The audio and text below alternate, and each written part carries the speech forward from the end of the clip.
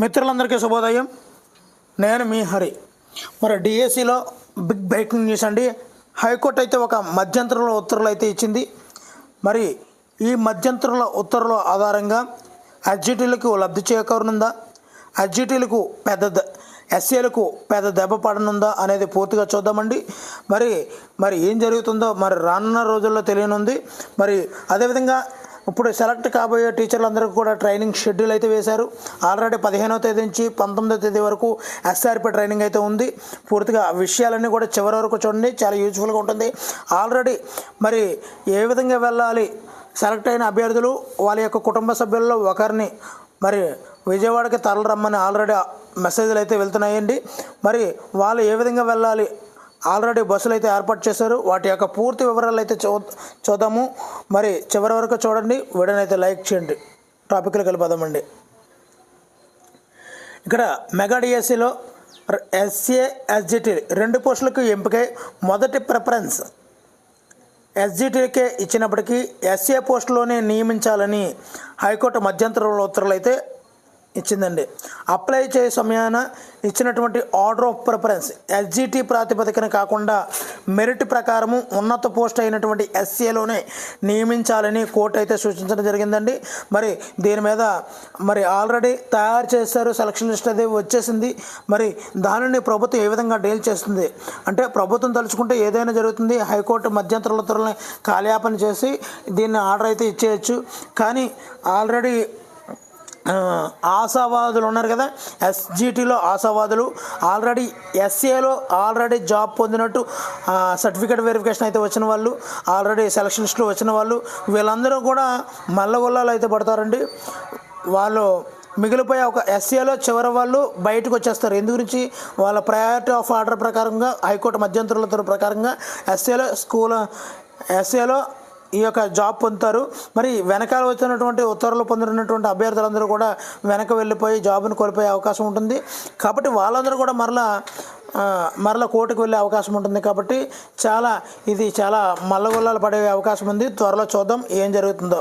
ఇప్పుడు training schedule, మిగతా బస్సులు ఎక్కడి నుంచి ఎక్కడికి వెళ్తున్నాయి, పూర్తి వివరాలు అయితే చూద్దామండి. ఇక్కడ కనిపిస్తుంది కదండి జీవో, ఇదంతా కూడా మనకి హైకోర్టు ఇచ్చినటువంటి మధ్యంతర ఉత్తర్వుల జీవో అండి ఇదంతా కూడా. మరి దీని ప్రకారంగా ఎస్జిటి ఆశావాదులకు కొద్దిగా మేలు చేకూరే అవకాశం ఉంది. మరి ఎస్సీలో చివరిగా ఎవరికైతే కాల్ లెటర్లు వచ్చాయో వాళ్ళందరూ కూడా కాస్త నిరాశపడే అవకాశాలు కూడా ఉన్నాయి. ఆల్రెడీ గవర్నమెంట్ కూడా చెప్పడం జరిగింది. ఏం చెప్పిందంటే, ఇప్పుడు సర్టిఫికేట్ వెరిఫికేషన్ చేస్తున్నాము, సర్టిఫికేట్ వెరిఫికేషన్ చేసిన ప్రతి ఒక్కరికి వచ్చేస్తుందని కాదు అంటూ ఒక హింట్ అయితే ఇచ్చింది. మేము ఇచ్చింది సెలక్షన్ లిస్టులో వచ్చిన పేరే ఫైనల్ అంటూ, అదే ఫైనలైజ్. మరి ఇంకా సెలక్షన్ లిస్ట్ అయితే రాలేదు. మరి ఈ యొక్క హైకోర్టు మధ్యంతర ఉత్తర్వులు అమలు చేసే ఉద్దేశం ఉంటే ఈ యొక్క సెలక్షన్ లిస్ట్ అనేది లేట్ అవుతుందండి. ఒకవేళ ప్రభుత్వం యొక్క కరాఖండిగా ఇదే నానుడితో చేద్దాము అని మరి ఫిక్స్ అయితే మాత్రం దాని మీద చాలా కోర్టులో ఏదైనా జరగచ్చండి. మరి గవర్నమెంట్ తలుచుకుంటే. కాబట్టి వెయిట్ చేద్దాం. ఇప్పుడు మరి ఈ జీవో 13వ తేదీన వచ్చిందండి. ఈ ట్రైనింగ్ ఏంటంటే 15వ తేదీ నుంచి 19వ తేదీ వరకు ఇండక్షన్ ట్రైనింగ్ అండి. ఎవరికంటే ఎస్ఆర్పీలకండి, స్టేట్ రిసోర్స్ పర్సన్స్.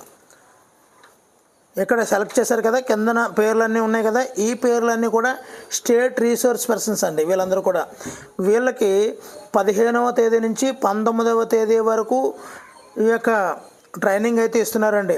మరి ఈ యొక్క ఆల్రెడీ డిఎస్సిలో సెలెక్ట్ అయిన అభ్యర్థులకు 2025 డిఎస్సిలో సెలెక్ట్ అయిన అభ్యర్థులందరూ కూడా 22వ తేదీ నుండి 29వ తేదీ వరకు కూడా ఈ యొక్క ట్రైనింగ్ అంటూ ఇస్తున్నారండి. అది కూడా అక్కడే ఉండిపోవాలండి. ట్రైనింగ్ కూడా ఒకే సెంటర్లో ఇస్తారు, ఆ సెంటర్లో ఉండిపోవాలి. మార్నింగ్ నుంచి రాత్రి కూడా అక్కడే ఉండిపోయి 22 నుంచి 29 వరకు అంటూ మాకైతే తెలిసింది. మరి రెసిడెన్షియల్ మోడా, నాన్ రెసిడెన్షియల్ మోడ్ అంటే అక్కడే ఉండిపోయి మనం ట్రైనింగ్ని 7 రోజుల పాటు ఉండడం. అదే నాన్ రెసిడెన్షియల్ అంటే మనం సాయంత్రం అయితే ట్రైనింగ్ మార్నింగ్ నుంచి సాయంత్రం వరకు విని సాయంత్రం ఇంటికి వచ్చేయచ్చు. ఆ విధంగా రెసిడెన్షియల్ నాన్ రెసిడెన్షియల్ అనేది ఇంకా ఫైనలైజ్ కాలేదు, కానీ 22వ తేదీ నుంచి 29వ తేదీ వరకు. అంటే అందరికీ రెసిడెన్షియల్ అందరూ ఉండిపోవడం అంటే కుదరదు. కొంతమందికి చిన్నపిల్లల తల్లులు అందరూ ఉంటుంటారు కాబట్టి కొంతమందికి ఎగ్జామ్షన్ అయితే వాళ్ళని అడిగితే ఇస్తారు. కానీ మ్యాక్సిమము ఇలాంటి ట్రైనింగ్లన్నీ కూడా మొదట్లో ఇచ్చే ట్రైనింగ్లన్నీ కూడా రెసిడెన్షియల్ ట్రైనింగ్లో ఉంటాయండి. ఇందు గురించి అంటే వేరు ప్రాంతాలను సెలెక్ట్ అవుతారు. అందరికీ వేరు ప్రాంతాల్లో పట్టడం కుదరదు కాబట్టి ఒకే ప్రాంతాన్ని చూస్ చేసుకొని ఎస్ఆర్పీల ద్వారా మనకైతే ట్రైనింగ్ అయితే ఇస్తుంటారు. కాబట్టి ఇది రెసిడెన్షియల్ మోడ్లో ఉంటుంది. కొంతమందికి ఎగ్జామ్షన్ అయితే ఉంటుందండి, కొంతమందికే అది చిన్నపిల్లలు ఉన్నవాళ్ళు ఇంట్లో అన్హెల్దీ ఎవరైనా ఉంటే ఆ పర్పస్ కేసెస్ మాత్రమే వాళ్ళని నాన్ రెసిడెన్షియల్లో తీస్తారండి. వీళ్ళందరూ కూడా స్టేట్ రీసోర్స్ పర్సన్స్ అండి ఇక్కడ మనకు కనిపించేది అందరూ కూడా. సో మరి ఈ ట్రైనింగ్ అయిన అనంతరము దసరా సెలవుల తర్వాత మీకేంటంటే కౌన్సిలింగ్ అయితే నిర్వహిస్తారండి. ఆ కౌన్సిలింగ్లో మనం ఏ స్కూల్కి మనం ఎంచుకోవాలనేది ఆ కౌన్సిలింగ్లో తేల్చుకొని ఆ తర్వాత మనం స్కూళ్ళలో జాయిన్ అవ్వాల్సి ఉంటుందండి. మరి ఉత్తరాంధ్రలో మరి వెలగపూడిలో సచివాలయం సమీపాన అభినందన సభ అయితే జరుగుతుందండి. ఉత్తరాంధ్రలో గల 2660 అభ్యర్థుల కోసం 118 బస్సులు ఏర్పాటు చేశారు. ఆ కార్యక్రమం అనంతరం 10 రోజుల పాటు శిక్షణ అయితే ఉందండి. మొత్తం ఇక్కడ మనం చూసుకున్నట్లయితే 18వ తేదీ మరి శ్రీకాకుళం, విజయనగరం, విశాఖపట్నం నుండి సుమారుగా 120 బస్సులు అయితే ఏర్పాటు చేశారు. ఈ నెల 18వ తేదీ ఉదయం ఈ బస్సులు అయితే బయలుదేరుతాయి. 18 ఉదయం అండి. ఆ రోజు రాత్రికి విజయవాడ సమీపంలో వారికి వసతి అయితే ఏర్పాటు చేస్తారు. 19వ తేదీ ఉదయం అభినందన సభలో జిల్లాల నుంచి ఎంపిక చేసినటువంటి కొద్ది మందికి, అంటే మిగతా అందరూ కూడా అక్కడ ఒక స్పెషల్ కౌంటర్లు ఉంటాయండి. ఆ కౌంటర్లో ఈ యొక్క ఆర్డర్లు అయితే ఇస్తారు. కానీ మరి సీఎం చంద్రబాబు లోకేష్ మీదుగా ఒక్కొక్క కేటగిరీకి కొంతమంది 4-5 అభ్యర్థులు పిలిచి వాళ్ళకి అక్కడ ఆర్డర్లు అయితే ఇస్తారండి. మిగతా అందరికీ కూడా కౌంటర్లోనే ఇస్తారండి. మరి కొంతమందికి ఇతర ప్రముఖులు నియామక పత్రాలు అందజేస్తారు. మిగిలిన వారికి అదే ప్రాంగణంలో ఏర్పాటు చేసినటువంటి ఇక చెప్పాను కదండి కౌంటర్ల ద్వారా పత్రాలు ఇవ్వనున్నారు. అభినందన సభ ముగిసిన తర్వాత తిరిగి అవే బస్సుల్లో జిల్లాలకు తీసుకొస్తారు. ఆ తర్వాత ఎంపికైన అభ్యర్థులకు పాఠశాల నిర్వహణ, బోధన, పరిపాలన ఇతర అంశాలపై జిల్లాల వారీగా 10 రోజుల పాటు శిక్షణ అయితే ఇస్తారండి. మరి ఇప్పటి వరకు ఆల్రెడీ 22 నుంచి 29 అంటూ ఆల్రెడీ డేట్లు అయితే అనౌన్స్ అయితే అయిపోయాయండి.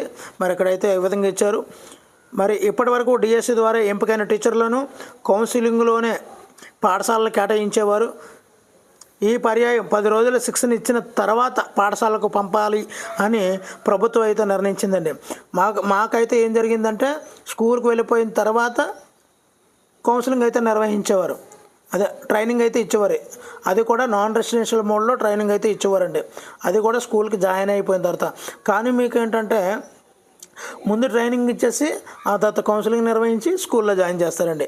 ప్రతి ఉద్యోగికి శిక్షణ అవసరమని విద్యాశాఖ అధికారి ఒకరు తెలియజేశారు. దసరా సెలవుల తర్వాత కొత్త టీచర్లకు పాఠశాలల్లో కేటాయించనున్నట్లు పేర్కొన్నారండి. మరి వీడియో నచ్చితే తప్పనిసరిగా లైక్ చేయండి. ఇలాంటి మరిన్ని వీడియోల కోసం ఛానల్ సబ్స్క్రైబ్ చేసుకోండి. Thank you for watching. Me Hari signing out.